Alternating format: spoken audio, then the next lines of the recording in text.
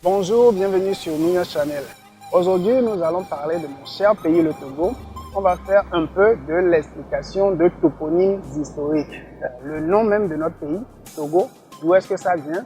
On va parler de la grande ville de l'époque de la colonisation vers la fin du 19e siècle, qui est la ville d'Anéhor. Et après, on va aussi parler un peu de Baguida, la première capitale du Togo, sous domination allemande. Alors venez avec moi, on va découvrir tout ça, c'est très cool à savoir. Mais avant cela, je vous donne le temps de vous abonner si ce n'est pas encore fait, d'activer la petite cloche des notifications et à la fin, on espère que vous nous mettrez beaucoup de likes et des commentaires. Allez, c'est parti.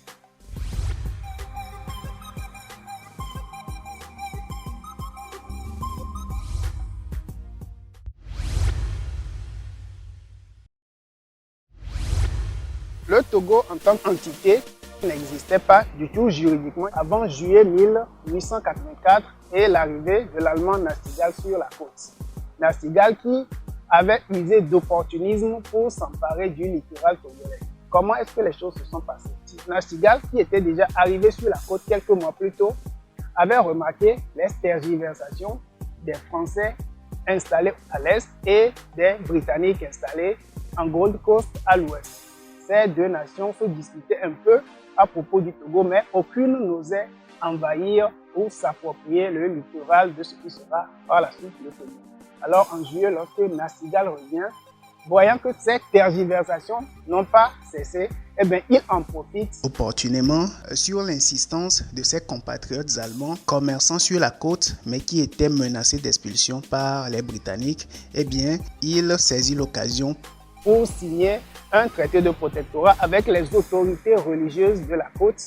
Et il faut savoir que le peuple élevé du sud du Togo était un peuple qui avait une organisation politique théocratique. C'était les grands prêtres vaudous qui régissaient, qui s'occupaient de la bonne marche de la société. Et donc les prêtres vaudous dont le pouvoir rayonnait sur le littoral, c'était ceux de Togoville. Mais Togoville est un nom récent.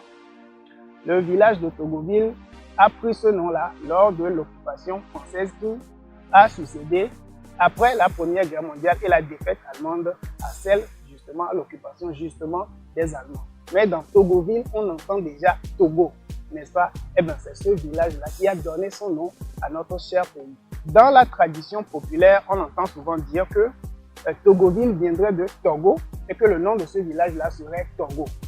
Togo, ça signifie quoi? Ça signifie sur la rive ou bien de l'autre côté du lac ou de la rivière. Tor, en effet, la langue parlée au sud du Togo, Tor signifie la rivière, le lac, bref, tout ce qui est court ou étendu d'eau.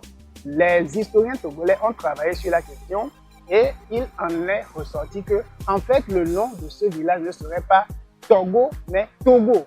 To, en effet, c'est la montagne ou la colline ou une élévation de terre. Ce qui peut prêter à confusion, c'est ceci. Quand vous débarquez sur le littoral togolais, ce village appelé Togoville, eh bien vous verrez que effectivement c'est un village qui est situé au-delà du lac Togo. Et au-delà du lac Togo, ce village est aussi situé sur une colline. Vous voyez donc bien que la confusion peut être faite entre Togo sur la rive et Togo sur la colline. Donc le nom viendrait non de Togo, mais plutôt de Togo. Une autre localité de la côte à l'époque qui était la grande ville du littoral de ce qui sera le Togo, c'est la ville d'Anéhor.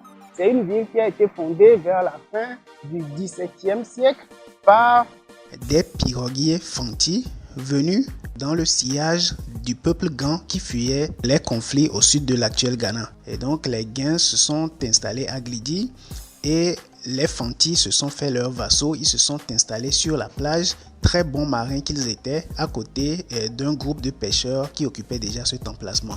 Et donc ces Fanti, dans leur langue, se faisaient appeler eux-mêmes le peuple Ané. Et donc Anéhor signifie la chambre ou par extension la maison des années. Hor, en Ewe ou en Mina, ça signifie la chambre et par extension donc la maison. Anéhor serait donc la maison du peuple Ané. Pourquoi est-ce qu'il y a une confusion sur le nom de cette ville? D'aucuns disent que cette ville s'appelait Anécho. Eh bien non, cette ville ne s'est jamais appelée Anécho. Ce n'est qu'une confusion linguistique. Lorsque le littoral togolais est tombé dans l'escarcelle allemande en 1884, eh bien, il y a eu une administration allemande qui a été mise en place pour régir le pays nouvellement conquis, n'est-ce pas? Et donc, dans la langue allemande, on sait que le CH, ça se prononce R. Et donc, les Allemands, dans leurs rapports administratifs, pour parler d'Anecho, écrivaient ce qu'un francophone dirait Anecho. En réalité, Anecho, pour prononcer cela à l'allemand, ça revient à Anecho, puisque je l'ai dit, le CH en allemand équivaut à R. Donc, Anecho ne s'est jamais appelé Anecho en réalité. La grossière erreur que les Français ont commise en s'installant, en prenant le Togo après la défaite des Allemands en 1914, eh bien, c'est qu'ils ont eux aussi continué à écrire Anecho comme l'écrivaient les Allemands. Mais si on lit à la française, Anecho, ça ne veut rien dire du tout. Ça n'a aucune signification. Alors que Anecho, ça signifie, comme je l'ai dit, la maison du peuple Ané. Voilà. Et pour terminer, nous allons parler de Baguida, qui a été la première capitale du territoire allemand du Togo. C'est à Baguida que le fameux traité de protectorat a été signé entre l'Allemand national et les rois prêtres de Togoville, faisant ainsi du Togo une possession allemande sur la côte de l'Afrique de l'Ouest, sur le golfe de Guinée. Baguida aurait été fondée vers la fin du XVIIIe siècle, ou du moins dans la seconde moitié de ce siècle-là, par des chasseurs qui seraient venus d'un peu plus à l'est, probablement de la région d'Anejo. Et donc, il ressort que le nom de Baguida, ça c'est au conditionnel que je le dis, le nom viendrait donc du nom de la ville de Bagdad. Bagdad, c'est l'actuelle capitale de l'Irak. Comment est-ce que une localité du littoral togolais en Afrique de l'Ouest pourrait prendre le nom de la ville de Bagdad qui est actuellement la capitale de l'Irak? Eh bien, c'est un peu confus, on ne peut pas vraiment expliquer cela.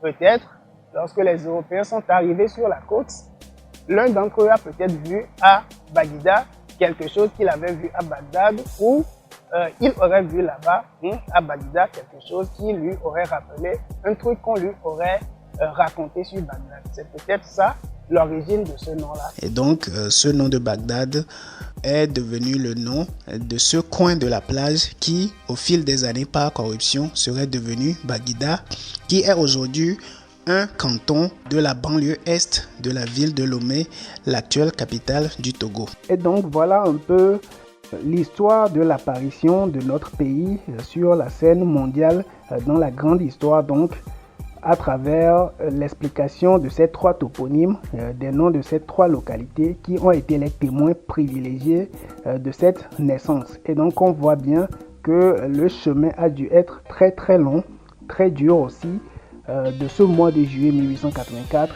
jusqu'à l'accession à l'indépendance du 27 avril 1960. J'espère que cette vidéo vous aura plu. Likez, commentez, partagez, parlez de la chaîne autour de vous. Ce travail, il est fait pour vous et à la prochaine.